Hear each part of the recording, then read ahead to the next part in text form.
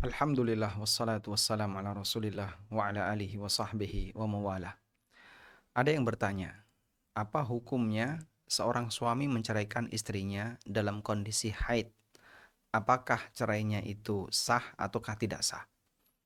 Berkaitan dengan menceraikan istri dalam kondisi haid, ini pernah terjadi di masa Nabi Shallallahu Alaihi Wasallam, di mana ada seorang sahabat yaitu Ibnu Umar radhiyallahu anhu, beliau menceraikan istrinya dalam kondisi haid. Informasi ini kemudian sampai kepada Rasulullah Sallallahu Alaihi Wasallam. Lalu Nabi Sallallahu Alaihi Wasallam memerintahkan kepada Ibnu Umar untuk kembali merujuk istrinya. Beliau Sallallahu Alaihi Wasallam bersabda, "Murhu falyuraji'ha, thumma liyumsikha hatta tadhura." Perintahkan Ibnu Umar untuk merujuk istrinya, thumma liyumsikha, kemudian silahkan dia pertahankan sebagai istrinya, hatta tadhura, sampai istri itu suci. Thumma tahidha, thumma tathura. Kemudian dia mengalami haid, lalu sampai kemudian dia suci lagi. Thumma insya'a amsaka ba'du wa insya'a talaqa qabla an ayyamassa. Dan setelah itu dia boleh untuk mempertahankan atau dia juga boleh untuk menceraikan, namun dengan ketentuan sebelum disetubuhi. Maka dari sini kita bisa lihat bahwa cerai ketika haid dilarang oleh Nabi Shallallahu Alaihi Wasallam. Bahkan beliau perintahkan cerai ketika haid, beliau perintahkan untuk balik lagi, untuk rujuk. Beliau perintahkan untuk rujuk. Dan Nabi Shallallahu Alaihi Wasallam kemudian memberikan solusi, kalau kau mau menceraikan, maka tunggu dia dalam kondisi suci. Saat dia dalam kondisi suci dan belum disetubui, maka suami jika mau menceraikan istrinya, silahkan jatuhkan di sini. Karena ketika dia diceraikan dalam kondisi suci, istri akan bisa menjalani masa iddah. Sebab setelah suci adalah masa haid.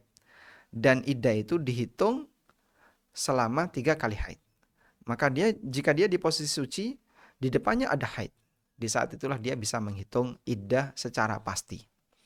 Tapi kalau cerai itu dilakukan di masa haid, dia dijatuhkan dalam posisi ini tidak terhitung. Lalu setelah itu dia jalani masa haid, kemudian dia suci, terus baru ketemu haid berikutnya. Dan ini memperlama proses iddah yang akan dijalani oleh wanita. Maka saat seorang suami menjatuhkan istrinya dalam kondisi haid, dia dijatuhkan dalam posisi tidak bisa menghadapi iddah atau tidak bisa mengalami haid, tidak bisa menghadapi perhitungan masa iddah yaitu datangnya haid secara langsung. Baik, selanjutnya mengenai hukumnya. Ada 2 hal yang perlu kita bedakan.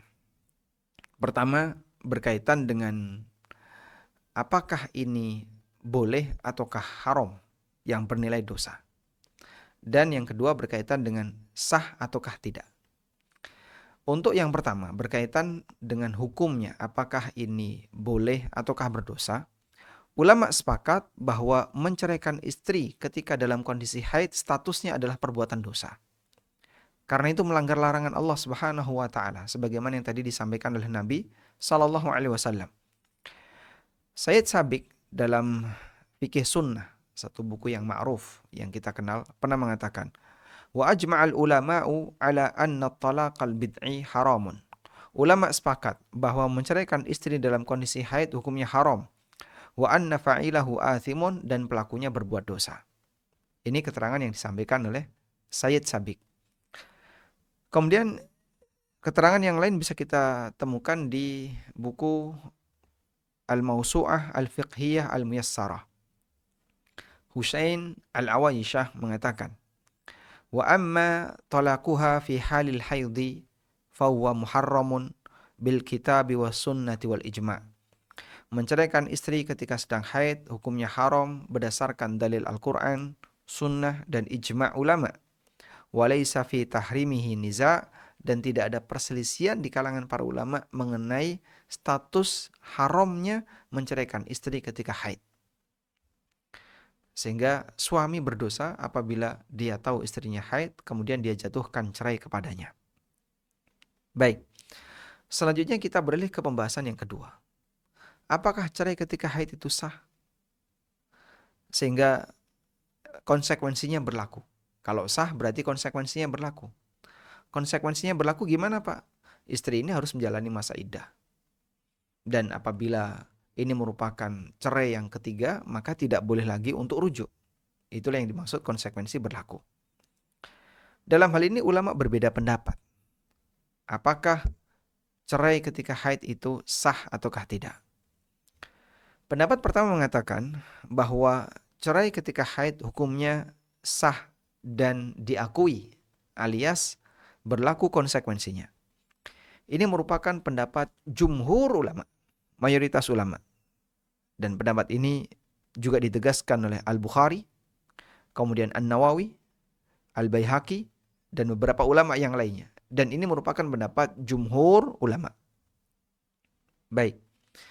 Sehingga walaupun dijatuhkan dalam posisi haid, tetap dihitung sebagai cerai yang sah. Karena itu kalau misalnya suami menceraikan istrinya di kondisi haid, baru cerai yang pertama dihitung sebagai cerai satu. Kemudian pendapat yang kedua. Pendapat kedua menyatakan bahwa cerai ketika haid statusnya tidak sah. Ini merupakan pendapat yang dipilih oleh Sa'id Ibnul Musayyib, seorang ulama tabi'in. Kemudian Abdullah bin Ma'mar, Tawus, Ibnu Ulayyah. Kemudian juga yang dipilih oleh Ibnu Hazm, Syekhul Islam, dan Ibnul Qayyim. Ada beberapa ulama kibar yang menyatakan bahwasanya cerai ketika haid hukumnya tidak sah. Tidak sah artinya tidak diakui. Dan mereka yang mengatakan tidak sah beralasan bahwa Nabi SAW ketika mendengar informasi Ibnu Umar menceraikan istrinya, beliau langsung perintahkan, murhu falyuraji'ha. Perintahkan Ibnu Umar untuk mengembalikan atau untuk merujuk istrinya. Artinya cerainya dianggap tidak ada. Sehingga ini dijadikan dalil bahwa cerai ketika haid tidak diakui alias tidak sah, maka tidak dihitung sebagai talak. Namun wallahu ta'ala alam, pendapat yang lebih mendekati dalam hal ini adalah cerai ketika haid hukumnya sah, terhitung sebagai cerai yang diakui.